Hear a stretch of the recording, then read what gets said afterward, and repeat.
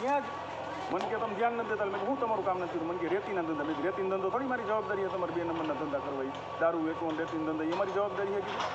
એનું હાઈ જે બધું હકેલ લેવાનું થાય છે. હાઈ કેવું પકડીને પૂરી ન હોય તો 2 બોટલ મૂકીને પકડી જવું. એને હાઈ જ ઉપાડ લેવાનું છે. કેવો મારી લપ થઈ ગઈ સાહેબ ને. હો હા. તો આપ સૌએ આ વિડીયો જોયો. આ વિડીયો છે જામકંડોરણાના જે માનનીય મંત્રી શ્રી જયેશભાઈ રાદડિયાના સગાભાઈ લલિતભાઈ રાદડિયાનો, જે ચોખ્ખે ચોખ્ખું પોલીસ જાણે એની ગુલામ હોય એ રીતે એને ઓર્ડર કરી રહ્યા છે. જે અનુસૂચિત જાતિના વિજયભાઈ બગડા કરીને છે એને ફસાવી દેવાની જે સાજિશ છે. વિજયભાઈ સાથે વાત કરતાં જાણવા મળ્યું કે ગત ચૂંટણીમાં જે બૂથ ઉપર એ ઊભા હતા ત્યાં બોગસ મતદાન ના થવા દીધું.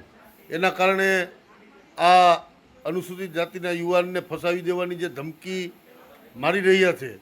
તો મારે સમસ્ત અનુસૂચિત જાતિ સમાજને અને જે આ પક્ષમાં રહેલા જે ચાપલુસિયાઓ છે એને મારે પૂછવાનું છે કે આજે આનો વારો છે, કાલે તમારો વારો આવશે. અને મારે મંત્રી શ્રી જયેશભાઈ રાદડિયાને અને આ એના ભાઈ જે લલિતભાઈ છે એને પણ પૂછવું છે કે આવું તમારા કોઈ ઘરની પેઢી છે. અને રાજકોટ પોલીસને પણ વિનંતી કરું છું, જો આ યુવાન ઉપર કોઈ પણ બનાવ બન્યો કે કોઈ ખોટો કેસ કરવામાં આવ્યો તો સમગ્ર ગુજરાતનું અનુસૂચિત જાતિ સમાજ છે એ સાખી નહીં લે. અને મારે આ લલિતભાઈને પણ કહેવું છે કે એટલો બધો તમને પાવર હોય તો એ પાવર તમારે સરહદ ઉપર બતાવવાની જરૂર છે.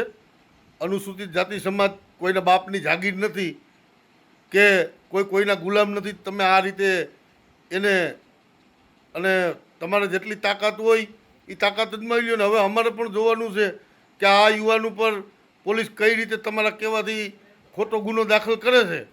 અને ગુજરાતની અંદર જો હવે ના થવાની થાય તો મને યાદ કરજો. એટલા માટે તમારી મર્યાદામાં રહ્યો. સત્તાનો ગેરઉપયોગ કરવો સારો નથી.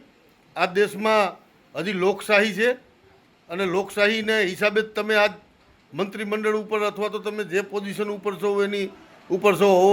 આમ પ્રજા ઉપર ધાક જમાવવી સારી નથી. માટે તમામ મિત્રોને વિનંતી છે આ વિડીયો વધુમાં વધુ શેર કરો અને તાત્કાલિક ધોરણે આ મંત્રીના ભાઈ ઉપર પોલીસ દ્વારા અને તંત્ર દ્વારા એક્શન લેવામાં આવે. જો આગામી સમયમાં એક્શન લેવામાં નહીં આવે તો સમસ્ત ગુજરાતનો અનુસૂચિત જાતિ સમાજ ભેગો કરી અને ઉગ્ર આંદોલન અથવા ઉગ્ર પ્રદર્શનો કરવામાં આવશે. જેની તમામ જવાબદારી છે એ આ ગુજરાતની સરકારની અને રાજકોટ વહીવટી તંત્રની રહેશે. જય ભીમ, જય કાશીરામ.